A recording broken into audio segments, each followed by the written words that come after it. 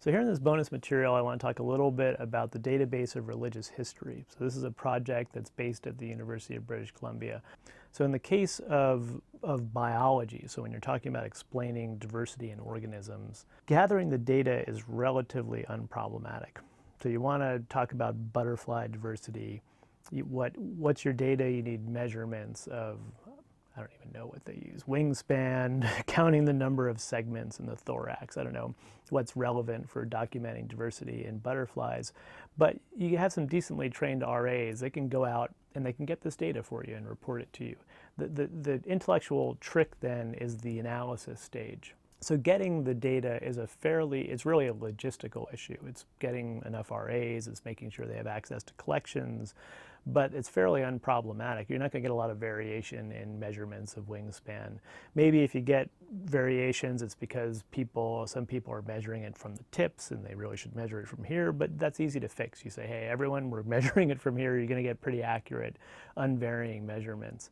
In the case when you're talking about cultural data, when you're talking about data about things like religion. So when you're talking about religious cultural history, what you're interested in is did the early Shang dynasty have a supreme high god, a moralistic high god? Did they have a body-spirit distinction? Did they have even what seems like relatively simple things like, did this culture have a written scripture? You'd think that'd be straightforward, but what counts as scripture? So they have these divination manuals. Is that scripture? You get people debating the terms involved. And so you have several issues here. One is that if you're formulating the questions in English with a certain kind of model of religion in mind, your analytic terms may not be appropriate cross-culturally. So ideas like scripture may not be easily applicable. Ideas like high god may not be applicable in the ways you think they are. So you've got that problem. You also have the problem that especially when it comes to large-scale societies, you just have a massive amount of disagreement about what the data tells you. So you have massive numbers of texts, you have massive amount of archaeological data, archaeological information. Interpretations are going to vary. People are going to synthesize this information. What's required in saying, yes, there is a moralistic high god, or yes, there is a body-spirit distinction in this culture, that's an interpretive decision. And it's an interpretive decision that's based on data, that's based on experts knowing about these texts and these archaeological items, but it's a fraught one, and people are going to come to different interpretive conclusions. So when it comes to cultural history, unlike natural history, so biological diversity, you've got this interpretive dimension that makes it much more complicated. And in my view, that means that actually the intellectual challenge there is the first stage. It's actually getting the data that's the hard part, because the taking of qualitative information about the historical record and converting it into quantitative data, into binary decisions. Yes, there is a high god. Yes, there is body-spirit distinction. That's the hard part. That's the really fraught part. And the crucial thing, there's no one answer. You're not going to be able to send an RA in to get the answer. There's going to be actually a variety of opinions about this in the field. And these interpretive issues are particularly acute when you're dealing with large-scale societies. So when you're dealing with, so we talked in 5.3 about the Plot2 project, so the database of Pacific religions. And in that case, they had an RA-based approach. They had research assistants answering these questions, creating binary distinctions about these religions in the Pacific. In their case, it worked for two reasons. One was that they're really hardworking, so they put in a massive amount of time into this thing. In the case of Pacific religions, you want to talk about a particular island. These are relatively small-scale societies. If you have basic background knowledge about Polynesian culture and basic knowledge of the languages involved, you can go into look at a particular island, and there's maybe 15, 20 ethnographies and missionary reports about this island.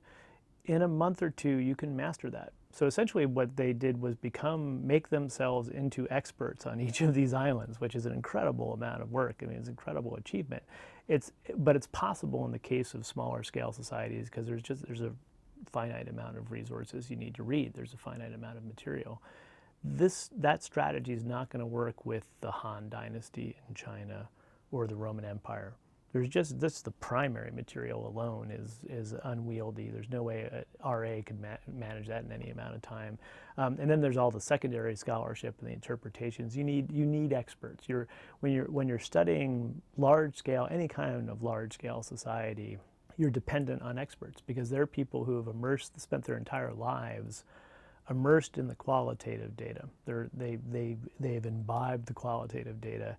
And they're the only ones who really have that kind of knowledge that enables them to make that leap into the quantitative, who are the people who are able to synthesize all this information that they have and click a box saying, yes, there is a high God, or yes, there is a body-spirit distinction.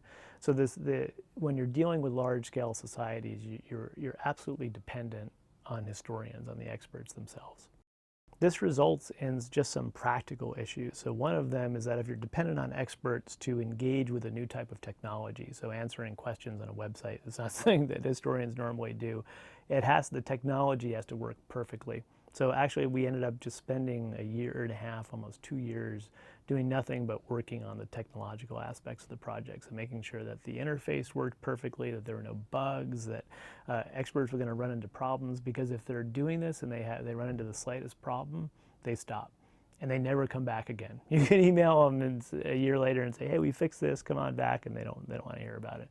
So we actually stopped recruiting for a very long time and just worked on the technical aspects. And this is not a problem in the RA model when you're using RAs to gather data, because you're paid employees. You can make them use whatever interface you want. So this is a problem. When you're dealing with experts, you need to make it usable in a way that you don't have to do when you're dealing with RAs. The really bigger problem, though, is that you need to get experts to want to do it, to care about the project, because they're not going to contribute to something that doesn't answer questions that they care about and doesn't respond to needs that they have.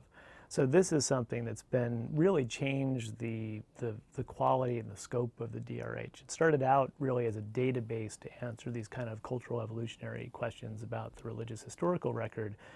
What it's turned into is really a very multi-use online encyclopedia of both quantitative, so we still have the quantitative questionnaire, but also qualitative information. When we talk to historians about what do you want, what would make this more useful for you, the answer was more qualitative stuff. We want comments to be richer. We want easier ways to comment on other people's work. We want people to be able to comment on our work. We want to be able to link to images and texts. We want to be able to create our own databases on the site. So I'm a historian we have one person who's a historian of medieval Taoism. He's got this collection of images of stelae, these inscriptions on stones, that he's taken over the course of his career. They're locked up on his hard drive. There's no normal way to publish information like this. So we're creating what he wants as tools that will enable him to upload his images and organize them and have them attached to his entry. So we're creating, people want bibliographical support. They want the ability to pull down something to their citation management program. So we've expanded to lots of new features that historians want.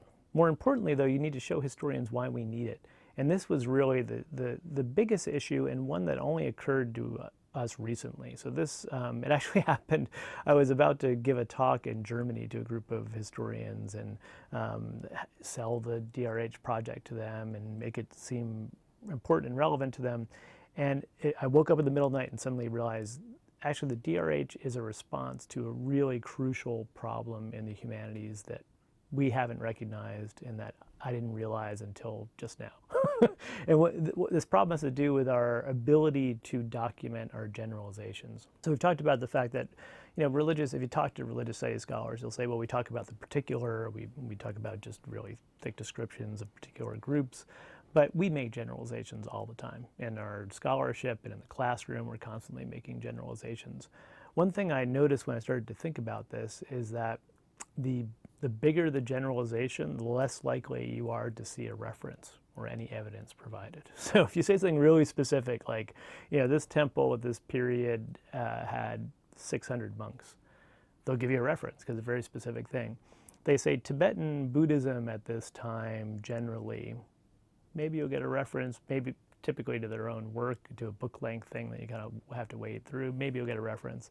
If they start to say things which they do about, in East Asia in general, or in China, India, and Japan, you find X, you don't get a reference at all. There's no reference. This isn't just because scholars are sloppy, it's because of the nature of the claim. So when you're making a really specific claim, there's data you can point to. You can point to information that documents that claim. When you're reporting some big feeling you have about the field or about this broad area, what you're really doing is reporting your gut reaction. You're reporting your feeling as an expert who knows the field about what the consensus is at the moment from a scholarly perspective, or what you think the right consensus and what you think the right view is in the field. What I think has happened in the academy is that this approach used to work, and it's not adequate anymore, but we don't realize that because academia has changed so fast that our scholarly methods have not caught up with what's going on. So for instance, I think 2 generations ago, so we talk about someone like my advisor's advisor, David Nivison at Stanford, he could say something about Shang Dynasty religion or about early Chinese philosophy with confidence because there were like 20 people in the field. There's a handful of scholars writing in a small number of languages that he knew, Chinese, Japanese, English, French, and German. You were expected to read in all of these languages, so you could read all of the secondary scholarship in your field. There were 2 journals, they came out twice a year, you'd see these people every year. So Nivison could make a generalization and be accurate because he had a synthetic view of what was going on in the field. I think even maybe as recently as a generation ago, it's possible that relatively static resources could still do this job. So maybe you personally did know everybody in the field, but you could consult the Oxford Handbook of Shang Dynasty Religion or whatever. And that small group of editors who put that handbook together, between them could know everybody in the field. And so you yourself don't know everything about what's going on with oracle bone scholarship, but they know the person who knows everybody who knows about that. And so they tap him to write the chapter, and now you can get, if you want to make a generalization about oracle bones, you go and read this chapter, and you can do it in an accurate way. The problem is the field is changing too fast now. So really the last 10 or 15 years, in my field alone, so early Chinese studies, pre-Qin dynasty Chinese studies, there's like a new journal, couple journals every year in China. The amount, I cannot follow just the English language scholarship, let alone other European languages or Chinese or Japanese or Korean. There's just, scholarship has exploded, and we haven't recognized the fact that we don't have good ways of tracking what's going on in our fields anymore. Handbooks are not fast enough. They get updated every 10 or 15 years. That's one issue. So there's the temporal issue. They're not fast enough. It's also the case that academia now, I think, is so big that a small group of gatekeepers can't do the job anymore. There's no way that the 4 editors of the Oxford Handbook of Chinese Religion really know everybody in the field who's doing Chinese religion. In practice, what ends up is they call up their friends from grad school and ask them to do chapters. And so scholarship's still dominated by English language scholarship, it's still dominated by European scholars because they're the ones who hold the reins. They're the gatekeepers for these things like handbooks and encyclopedias. So the power of a resource like the DRH is that it's online, it's open access. Any qualified scholar from anywhere in the world can volunteer themselves, so you don't have to go out and you don't have to know them, you don't have to identify them. They can identify themselves to you. They can interact with the site in any language they want eventually. Right now we have just Chinese and French, but we'll be moving to other languages. So I think it's really a way of, it's a new tool for knowledge dissemination and knowledge synthesis that we need. Because we're facing, the biggest problem we're facing as historians of religion now is information overload. There's no way we can keep track of our fields anymore. And so you need individuals to be taking their qualitative information and collapsing it into quantitative data. Yes, no, field doesn't know, so that you can get an instant overview of what people in the field think and what everyone in the field all over the world thinks, not just the people you happen to know from your program or the conferences that you happen to go to. So this has been an important way in which the DRH, by responding to a genuine, real need among historians of religion and religious studies scholars, people who couldn't care less about cultural evolutionary explanations, who couldn't care less about the science of religion, who in fact are probably hostile to the very idea of a science of religion. You've got to make a project like this useful for them and meaningful for them. And I think we've been successful in doing that. So the trick now is really making something like contributing to an online encyclopedia database normative in the field. It's just not something people normally do. It is something you put on your CV and people will look at it and go, what is that publication? I've never heard of that. So it's a matter of changing opinions in the field, changing perceptions. But I think this issue of how you make something like a database of religion succeed is a good case example of the challenges involved in consilience and bringing together the sciences and the humanities. This engagement with historians and with the historical community means the DRH is evolving in ways that we never anticipated. People are using it for things we never anticipated. One of the new applications is as a pedagogical tool. So the Religious Studies Department at the University of Miami wants to use the DRH in the classroom with undergraduates, so get them as basically part of their class assignment, their final project, instead of writing a paper that their professor will read and that no one else will ever see. Their final project is going to be answering at least part of a questionnaire about a religious group in the past under the supervision of their professor. And in that way, learn about how scholars make decisions. How, you know, if you're going to answer yes, there is a supreme high God, or yes, there is a body-spirit distinction, what would constitute evidence for that? How would you document that? What would be the comments you would use to qualify your answer? The idea is this is what scholars do for a living. It's a really powerful, practical way to get students, especially advanced students who are maybe thinking about going to graduate school, want to do this for a living, to get trained about how scholars make decisions. And this way they also get a publication. They're a co-author on a publication. So the DRH is an important project for Module 5 in the sense of being a model of how you could study the history of religion in a new way and use historical data to talk about cognitive scientific theories of religion.